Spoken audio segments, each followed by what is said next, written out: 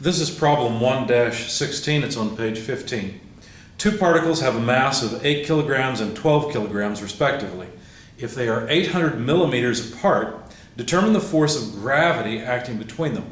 Compare this result with the weight of each particle.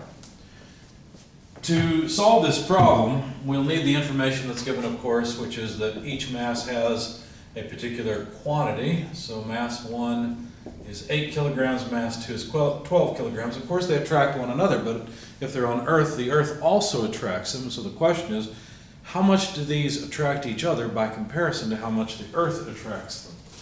So what we'll do is begin by realizing that the weight of each of these masses represents the amount of gravitational attraction between the Earth and each of the masses. So weight 1 is 8 kilograms times 9.81 meters per second squared. Of course, a kilogram meter per second squared is a newton.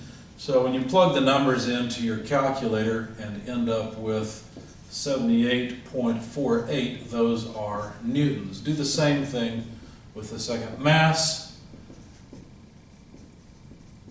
and you'll find that the gravitational attraction for the second mass is 117.72 newtons. That's how hard you'd have to hold up on it to keep it from falling, or keep it from accelerating downward just in the gravity field near Earth. Now, the amount of force between these two objects, the amount they attract each other, is a little more general. Really, what I've used here is a simplified version of the equation I'm about to write, where we assume that one of the masses is Earth, and we take the Earth's radius to be a particular amount. But the general form of Newton's gravitational attraction equation looks like this. We've got the force, the resulting force, equals the gravitational constant times the product of the two masses divided by the distance between the centers of the two masses. And that, of course, was given, I didn't write it down, it was given as 800 millimeters, which I immediately converted to 0.8 meters. And the reason for that is once I plug in numbers here, it'll just make life easier. Your text says that the gravitational constant is 66.73 times 10 to the negative 12th, indicating, of course, that gravity is a very weak force. And these are units of cubic meters per kilogram per second squared. And then the second part, M1, is 8 kilograms.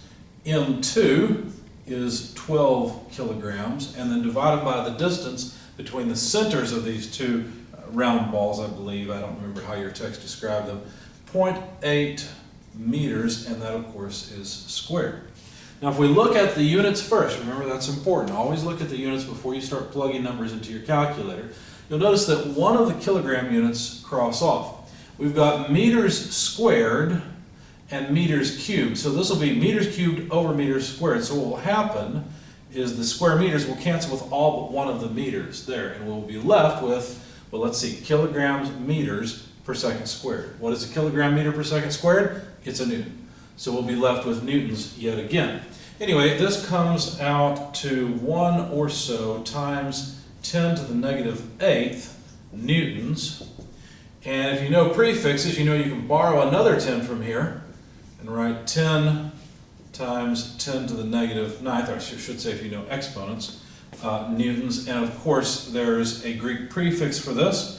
It is nano, so this is 10 nanonewtons. Okay, so the amount of gravitational attraction is on the order of 100 newtons or so, tens to hundreds of newtons, whereas the attraction between the two masses is tiny by comparison. Let's see, nano would be, like I said, 10 to the negative 9th. This is basically an order of magnitude higher than that, 10. So we're looking at about 10 orders of magnitude difference between the attraction between the Earth and the masses and the attraction between the two masses themselves.